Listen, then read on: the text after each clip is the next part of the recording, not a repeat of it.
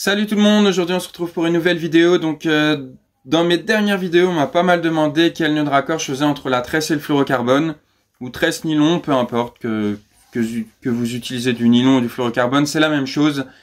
Et pour ça je voulais vous faire une petite vidéo là-dessus, je l'avais promis à certains abonnés qui m'ont demandé en commentaire.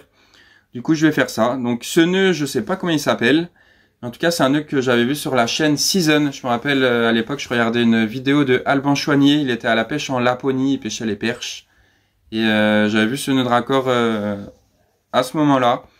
Et du coup, c'est un nœud qui est plus que testé et approuvé de mon côté. J'ai jamais eu de problème avec. Je trouve qu'il passe assez bien dans les anneaux. Après, je pêche jamais trop avec des gros diamètres de fil. Voilà, 30 centièmes.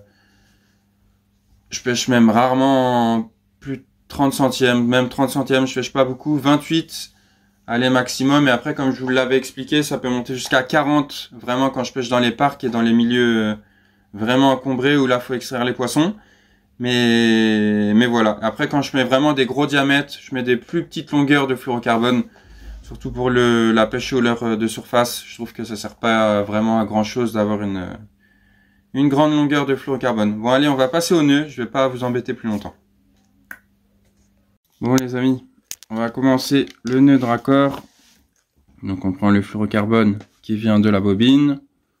On va faire un nœud de 8 comme ceci. Tac. On tourne autour et on le repasse en dessous. Tac. Et voilà, là ça va faire un beau nœud de 8. Jusqu'ici rien de bien compliqué. Quoique, quand c'est la première fois qu'on le fait, c'est pas facile. Après, je prends ma tresse, comme ceci, et là on passe dans la partie extérieure. Donc pas côté bobine, côté gauche, côté droit, là, côté extérieur. Donc là on le passe bien dans le premier nœud, juste ici. Tac, voilà. Hop, là, après, on serre le nœud de 8. Après, on joint la tresse et le fluorocarbone. Et là, on fait une boucle. Comme ceci, voilà, parfait. Et là, on va faire des tours comme ceci. Tac, on le passe à l'intérieur à chaque fois. 2, 3, 4,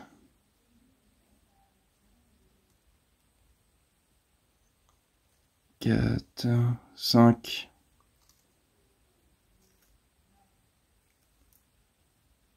6, 7, 8, allez, 9. On va pas aller jusqu'à 10. Après, on va serrer. D'habitude, je mets de ma bouche, ça va plus vite. Et là, hop, on serre tout. Là, on humidifie. Vous voyez, il y a les deux nœuds là. Donc celui-là, je vais bien le serrer avec mes dents. Je vais bien retirer dessus avec mes dents ou une pince. Je vous recommande plus une pince pour pas perdre un bout de dent.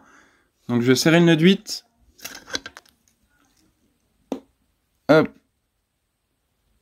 Bien serré. J'humidifie entre les deux nœuds. Et là, en fait, vous voyez les deux nœuds, celui de gauche et de droite. En fait, la tresse que j'ai bouclée à la fin, elle vient buter contre le fluorocarbone. Et voilà. Et là, c'est du costaud. Ça fait un petit nœud bien propre. Quoique là, c'est du 40 centièmes, c'est un peu plus grossier. Tac, tac, tac. On tire. Là, je vais tendre la tresse de mon... Je tourne la tresse depuis mon moulinet. Tac. Allez, tends-toi. Il est très important d'avoir un bon ciseau aussi. Un bon petit ciseau bien fin là. Vous en avez à 2 balles chez Decathlon ou chez votre détaillant de pêche. Donc tac, on va couper l'excédent de chaque côté. Là. Et là.